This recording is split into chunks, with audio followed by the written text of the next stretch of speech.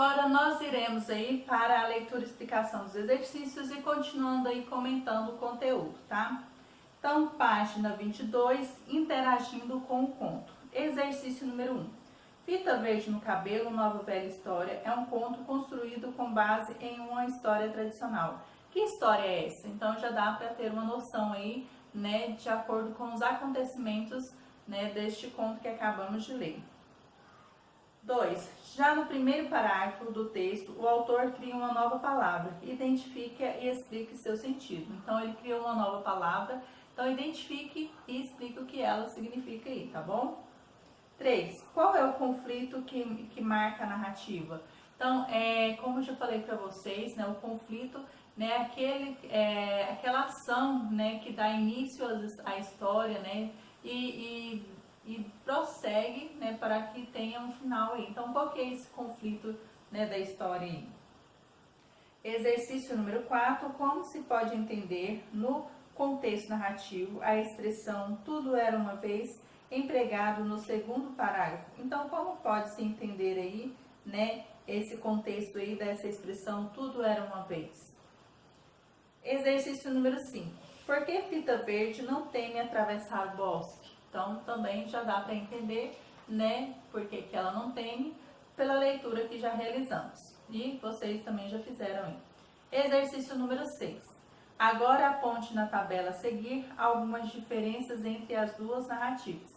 Então, vocês irão colocar as diferenças, né, entre o conto tradicional, né, e o texto de Guimarães Rosa. Né, o conto tradicional aí já é o que vocês conseguiram responder anteriormente aí, que é Chapeuzinho Vermelho. Então, você vai colocar aí qual que é essa diferença entre o conto tradicional de Chapeuzinho Vermelho e o texto de Guimarães Rosa aí. Origem dos contos de fadas. Então, acompanhe comigo aí como teve essa origem aí dos contos de fadas. Chapeuzinho Vermelho, O Pequeno Polegar, A Bela e a Fera, João Pé de Feijão, Rapunzel, Branca de Neve, Os Sete Anões, Cinderela. Essas são algumas das histórias conhecidas como contos de fadas, marcados pela presença de lugares, tempos e eventos mágicos, além de personagens fantásticos como bruxas, fadas, gnomos, animais personificados, gigantes, elfos e etc. Em meio a esse ambiente mágico, os contos de fadas trazem diversos ensinamentos. Por meio de métodos de pesquisa comuns à biologia, os estudiosos estabeleceram conexões entre narrativas de vários lugares do mundo e descobriram que as origens de algumas delas são pré-históricas.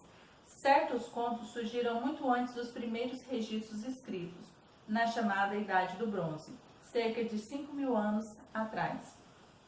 Os contos de fadas, reconhecidos nos dias atuais, têm origem em histórias recolhidas da cultura popular e ancestral que foram preservados pela escrita desde o final do século XVII. Uma vez que são principalmente destinados a crianças, essas histórias buscam divertir e também instruir, ou seja, ensinar. As contribuições de Charles Perrault na França, dos irmãos Grimm na Alemanha e de Hans Christian Andersen na Dinamarca fizeram com que os contos de fadas ganhassem notoriedade ao longo dos séculos XVII, XVIII e XIX. Então, estes nomes que acabei de citar são os principais autores, né, que criaram aí as principais histórias dos contos de fadas. Eles compilaram diversos contos de fadas, registrando-os por escrito e divulgando essas coletâneas. Comparando as diferentes versões da história, é possível perceber que, em muitos casos, houve adaptações para suavizar as cenas violentas. Por exemplo, na versão dos irmãos Grimm, Cinderela era uma mulher grega conhecida como Rhodopis. A irmã, para conseguir calçar o sapato de cristal de Hope e enganar o príncipe, e para conquistá-lo, mutila o próprio pé. Mas a nobre jovem, ao descobrir o plano para enganá-lo, envia 2 pássaros para bicar os olhos da irmã e fica cega para vagar pelas ruas como pedinte. Rhodopis então une-se ao príncipe e vive com ele. Uma hipótese que justificaria a mudança das versões originais para as que são mais conhecidas atualmente, que é a transformação da noção de infância ao longo dos últimos séculos. No século XX, os estudos psicanalíticos de Sigmund Freud, Carl Jung, Bruno Bethlen, permitiram enxergar os contos de fadas como exercícios ricos da imaginação que possibilitam o crescimento interior aí das crianças, certo? Então aí nós lemos um pouquinho sobre o surgimento aí, tá, dos contos, as origens do contos de fada aí. Agora, prosseguindo aí, o exercício número 7 fala assim: o conto Fita Verde no Cabelo estabelece intertextualidade com uma narrativa bastante conhecida.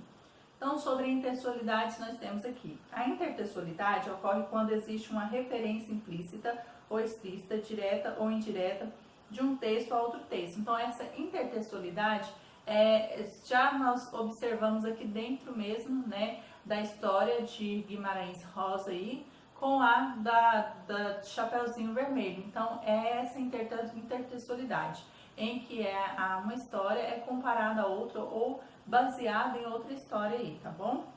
Esse fenômeno pode ocorrer na literatura, nas artes plásticas, na publicidade, no cinema, na música e etc. É o conhecimento de mundo do leitor que lhe permite reconhecer o jogo intertextual entre os diversos textos que circulam na sociedade ao longo do tempo. Para que você perceba essa intertextualidade, né? Se você está lendo algo, você perceber que ali pode existir intertextualidade, você tem que conhecer, tem que ler bastante para perceber que ali há uma comparação com outra coisa, com uma música, com uma imagem, tá? Então você tem que estar atento para perceber este tipo de acontecimento e essa intertextualidade, tá? Em outras palavras, a intertextualidade é um diálogo que os textos estabelecem entre si. A situação, a citação, a paráfrase, a paródia, a pastiche, a epígrafe, a tradução, entre outros, são exemplos de intertextualidade. Letra A. A relação entre os textos preserva o sentido original? Explique. Então, essa relação, né, entre os textos preserva, né, o sentido original. Então, Guimarães Rosa preservou o sentido original da história, né, do original. Então, você vai explicar. Letra B. Assinale o item que corresponde corretamente à relação estabelecida entre o texto de João Guimarães Rosa e o conto tradicional. Então, você vai assinalar qual dessas alternativas aí, né, corresponde à relação estabelecida entre os dois textos, tá? Transcrição do texto de outro autor por meio da indicação e pelo uso das aspas. Texto breve que apresenta a motivação para o desenvolvimento de um texto novo e diferente. Recriação de um texto já existente, mantendo o sentido original com outras palavras. Releitura de um texto já existente, alterando-lhe o sentido original e efetivando a ruptura. Então, qual dessas alternativas é a correta? Letra C. No diagrama a seguir, encontre o nome da relação intertextual que há entre Fita Verde no Cabelo e o conto tradicional. Então, você vai encontrar aí apenas uma palavra. Que palavra é essa aí que dá o nome à relação intertextual que há entre os dois textos, o de Guimarães Rosa e o tradicional? Então, você irá encontrar essa palavra aí, tá? Então, é apenas uma palavra. Exercício número 8, aí na página 25. Antes do encontro de Fita Verde com a avó, o narrador antecipa a condição da senhora no trecho. Letra A. Vinha sobejadamente. B. Vai. A avó difícil disse. C. A avó estava na cama, rebuçada e só. Ou D. Mas agora Fita Verde se espantava. Então, qual dessas alternativas aqui antecipa, né, como estava a avó, né? Então, você vai marcar um X ou circular aí. 9. No trecho, devia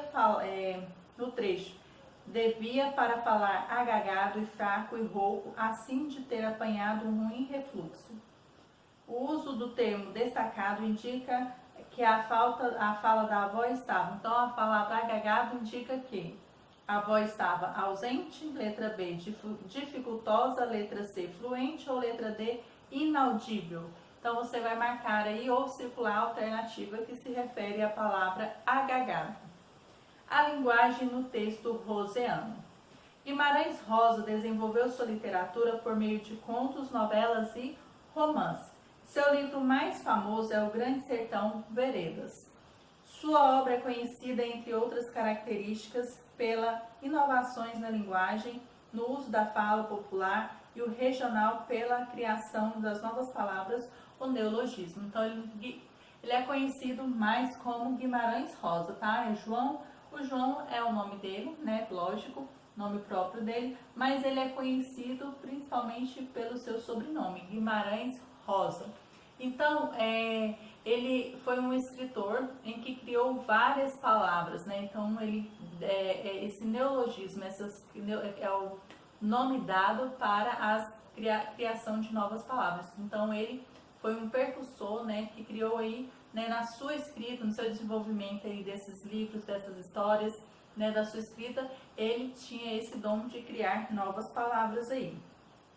Apesar do traço regionalista evidente em sua produção literária, né, porque ele era nordestino, então o seu traço aí, né, ser bastante, né, regional, então Guimarães Rosa consegue fazer com que as vivências dos personagens se apresentam de tal modo que sejam perceptíveis como experiências humanas universais. Então, apesar, né, da escrita de Guimarães Rosa ser, né, uma escrita bem puxada para o regionalismo, né, ele conseguiu aí, né, expandir essa ideia, levar os seus pensamentos, a sua forma de pensar, a sua forma de expressar, de lutar contra outras coisas, né, contra coisas que não eram, né, vamos dizer assim, legais para aquela época. Então ele lutava contra, né, os indefesos, vamos dizer assim.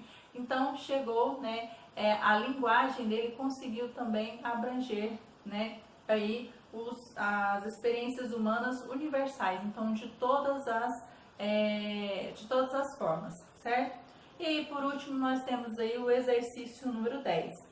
Releia os excertos a seguir, todos com juízo suficientemente, menos uma meninazinha, a que por enquanto, aquela um dia saiu de lá com a fita verde inventada no cabelo. E o segundo nós temos aqui, mas agora a fita verde se espantava, além de entristecer-se de ver que perdera em caminho sua grande fita verde no cabelo atada, e estava suada com enorme fome de almoço. Então, o pontinho fala aqui, o que representa a perda da fita verde para a protagonista?